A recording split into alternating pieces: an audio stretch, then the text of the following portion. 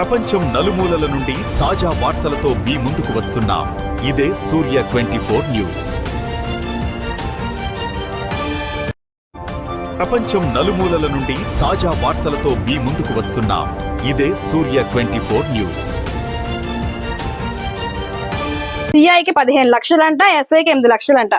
Agency ప్రాంతంలో అంత దొబ్బి తినడానికి ఏముంది? ఇక్కడ ఏమొచ్చేస్తాయి? ఇక్కడ నువ్వే అన్నావు, భార్య భర్తల గొడవలు, ఏ కొట్టుకున్న గొడవలు, ఏ గొడవలు ఉంటాయి, వాటికి 8 లక్షలు 15 లక్షలు ఇలా తీసుకుంటున్నావు. ఇలాగలాగంటే అంతా పిచ్చి వాళ్ళు ఎవరున్నారు ఇప్పుడు పోలీస్ డిపార్ట్మెంట్ లో? 18 లక్షలు ఇచ్చి వచ్చేటువంటి వ్యక్తులు ఎవరున్నారు? ఒకటే చెప్తా ఉన్నావు, రే పిచ్చోడా, మేము వచ్చిన 2.5 సంవత్సరాల్లో ఎస్ఐలు ఎవరు మారారు? రీసెంట్ గా మొన్న పోయిన వారంలో 4 ఎస్ఐల్ని ఎస్పీ గారు వేశారు. నువ్వు ఉన్న టైంలో ఉన్న ఎస్ఐలే కదా ఈ రోజు కూడా ఉన్నారు. ఒకసారి చూసుకోకుండా మాట్లాడేస్తున్నావు. నువ్వు ఉన్న టైంలో ఉన్న ఎస్ఐలే ప్లేసులు మారారు. పక్క నుంచి ఈ మండలం వాళ్ళు ఇంకో మండలం, ఈ మండలం నుంచి ఇంకో మండలానికి మారారు. కానీ ఈ రోజు నువ్వేమంటున్నావంటే సిఐకి 18 లక్షలు, ఎస్ఐకి 8 లక్షలు. ఎవరిచ్చారు? ఎవరు తీసుకున్నారు? ఇది కూడా నువ్వు ఆధారాలతో ప్రూఫ్ చేయకపోతే నీ సంగతి ఏంటో నేను తేలుస్తాను. ఆ సిఐ ఎవడో కూడా ఆ సంగతి నేను తేలుస్తాను. ఎవరు డబ్బులు ఇచ్చి వచ్చాను ఎమ్మెల్యే కానీ ఎవరు చెప్పారో ఆ సంగతి కూడా నేను తేలుస్తాను. రెడీగా ఉండండి. తర్వాత ఇదంతా వేస్ట్లే. ఇప్పుడు ఈయన మాట్లాడిన దానికి మనకు ఎంతో కొంత స్పందించవచ్చు, కానీ డమ్మీ ఎమ్మెల్యే ఏం మాట్లాడిందో ఆమెకే తెలియదు. ఆమె అవుట్ ఆఫ్ సబ్జెక్ట్. ఆవిడ మాట్లాడడానికి మనకు సమాధానం ఇవ్వకపోయినా పర్వాలేదు, ఎందుకంటే ఏం మాట్లాడితే సంబంధం లేదు అసలు. అది పరిస్థితి.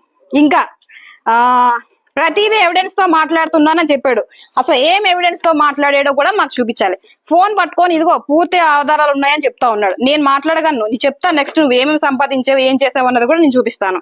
తర్వాత ఇందాకే చెప్పాను, నువ్వు కనసాయిగా చేస్తే అమెరికాలో ఉండి లేపేస్తానని. నేను అన్నాను, మా నాయకులు చాలా కోపంగా ఉన్నారు. ఎందుకంటే నువ్వు చేసేటువంటి అక్రమాలు ఇంకా గత 10 సంవత్సరాలు ఎట్లాగో చేసావో ఇప్పుడు మేము అధికారంలో కూడా అట్లాగే కొన్ని ప్రాంతంలో అలాగే ఉంది. కొంచెం మంది అధికారులకు సపోర్ట్ చేస్తా ఉన్నారు. మా మాట వినట్లేదు మా నాయకులు అన్నారు.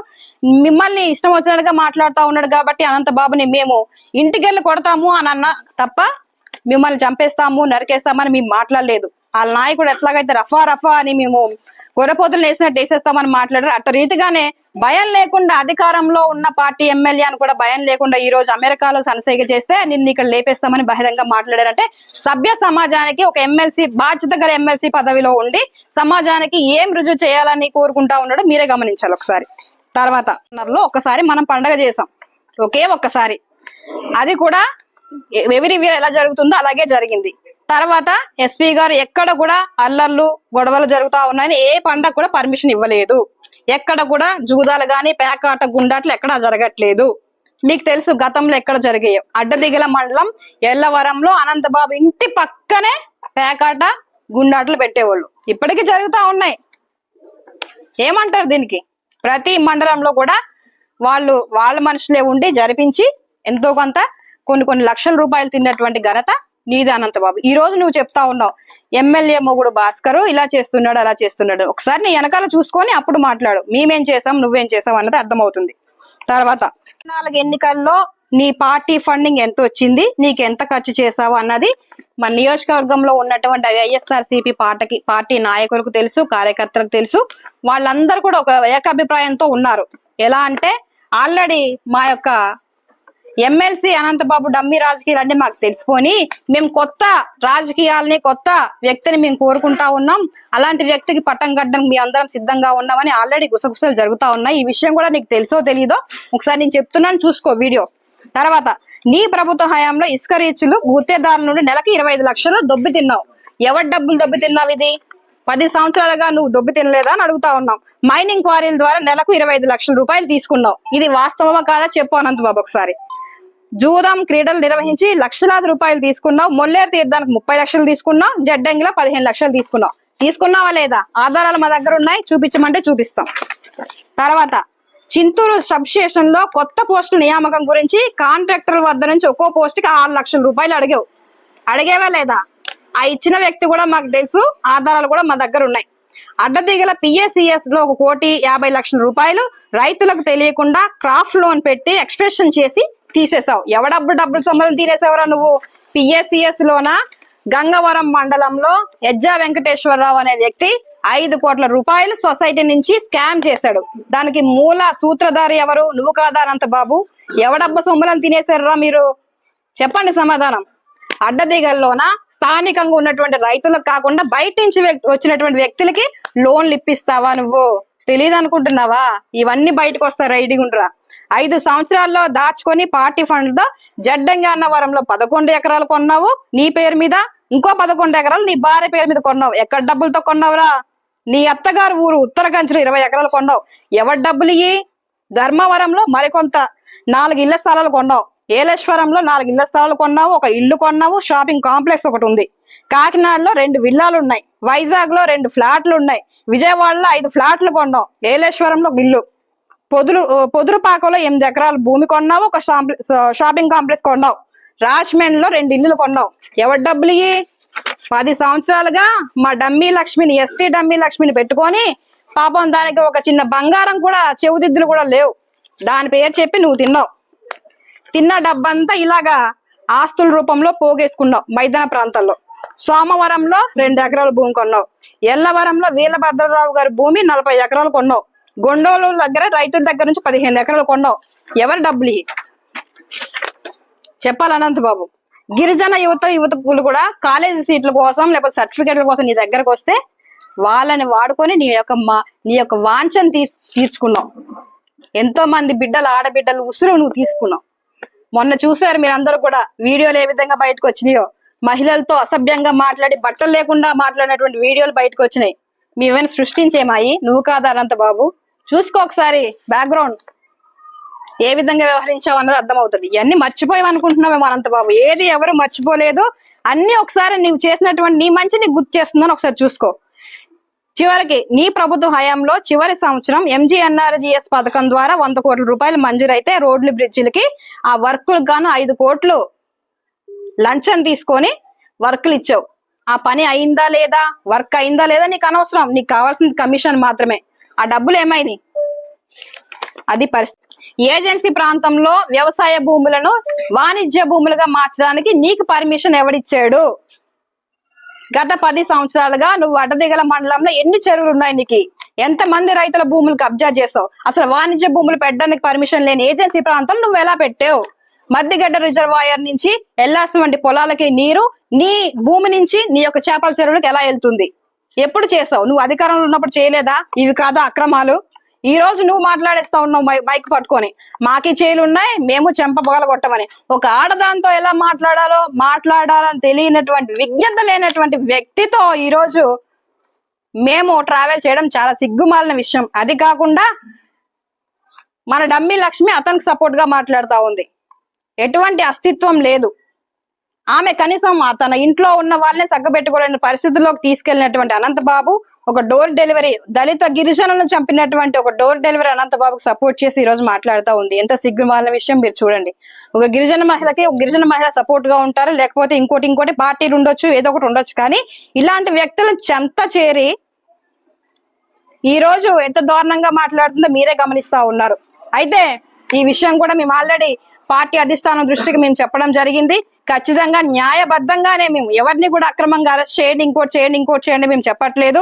ఏదేమైనా సరే అనంతబాబుకి గిరిజనులన్నా, గిరిజన మహిళలన్నా, దళితులన్నా చిన్న చూపు అనడానికి మరొక నిదర్శనం ఈ నిన్న జరిగినటువంటి వీడియోనే మీరు చూస్తూనే ఉన్నారు. మనం అధికారంలోకి వచ్చినా సరే జగన్మోహన్ రెడ్డి సైకో ప్రభుత్వంలో ఎట్లాగైతే వ్యవహరించారో ఇప్పుడు కూడా అట్లాగే మహిళల పైన దాడులు చేస్తూనే ఉన్నారు, మహిళల్ని కించపరుస్తూనే ఉన్నారు. ఈ విధంగా మన రాష్ట్ర వ్యాప్తంగా చూస్తున్నాం. ఈ రోజు ప్రధానంగా ఏజెన్సీ ప్రాంతంలో ఉన్నటువంటి గిరిజన ఎమ్మెల్యే పైన ఈ రోజు ఇలాంటి ప్రచారం చేయడం, అసత్య ప్రచారాలు చేయడం, ప్రజల్లో మా పైన చెడ్డ అభిప్రాయం కలిగించేలా వ్యవహరించడం అనేది చాలా సిగ్గుమాలిన విషయం.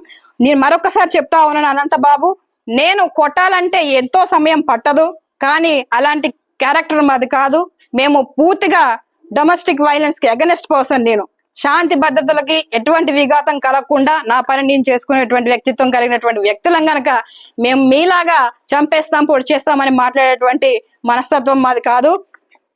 ఇక నుంచి అయినా బుద్ధి తెచ్చుకొని నీ ప్రవర్తనలో నువ్వు ఉంటే నీకేం మంచిది అనంతబాబు. లేకపోతే త్వరలోనే జైలు ఊసలు లెక్కడానికి కూడా దగ్గరలో ఉండు. ఈ రోజు నువ్వు చేసిన పాపాలే నిన్ను ముంచేయడానికి సిద్ధంగా ఉన్నాయి కనుక నేను మరొకసారి నీకు ఒకటే తెలియజేస్తా ఉన్నాను. కూటమి ప్రభుత్వంలో ఈ ఎమ్మెల్యే సరైన గుణపాఠం నీకు చెప్పే తీరుతుంది. ఇంకా కేవలం సంవత్సరంన్నర మాత్రమే అయింది, మిగతా 3 సంవత్సరాలు ఉన్నాయి. ఈ 3 సంవత్సరాల కాలంలో ఖచ్చితంగా ఏదో ఒక రోజు నువ్వు చేసినటువంటి పాపానికి ప్రాయశ్చిత్తం ఖచ్చితంగా నువ్వు చేసుకోవాల్సిన అవసరం ఉంది.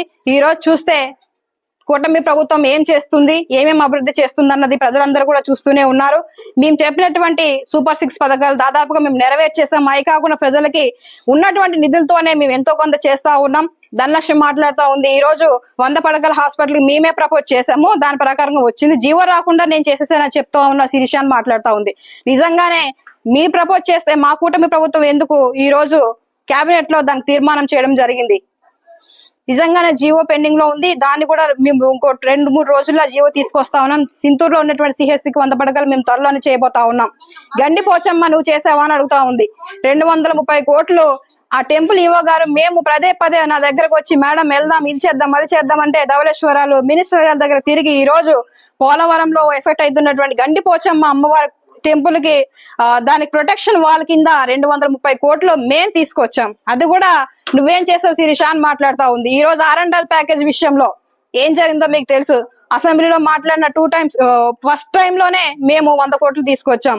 అలా 3 సార్లు ఇప్పటికి R&R ప్యాకేజ్ మేము ఇప్పించినాం.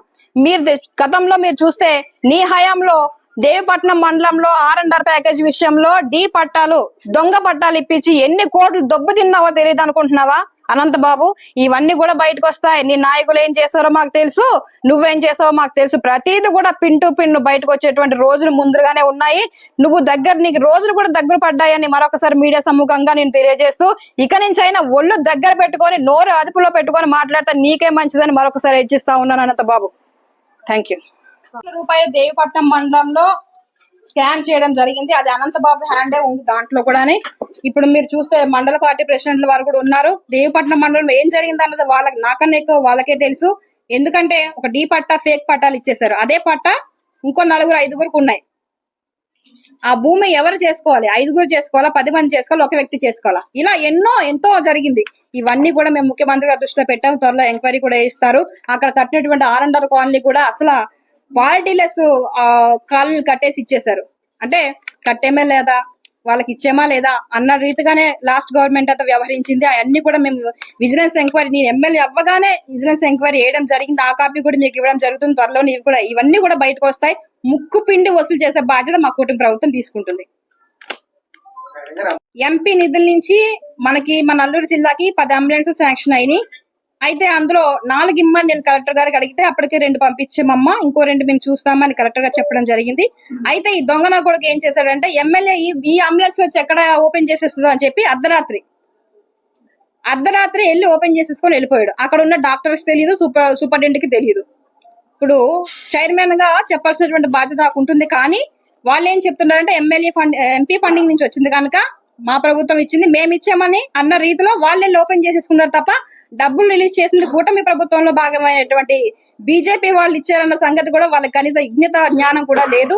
అందుకనే ఏం చెప్పినా ఏం వచ్చినా సరే మినిమం చైర్పర్సన్ గా చెప్పాల్సినటువంటి బాధ్యత మాకు ఉంటుందని అక్కడ ఉన్నటువంటి డాక్టర్స్ కి మేము గట్టిగా చెప్పడం జరిగింది. ఇంకోసారి రిపీట్ కాకుండా మేము చూసుకుంటాం మేడం అని వాళ్ళు మాకు బదులు ఇవ్వడం జరిగింది.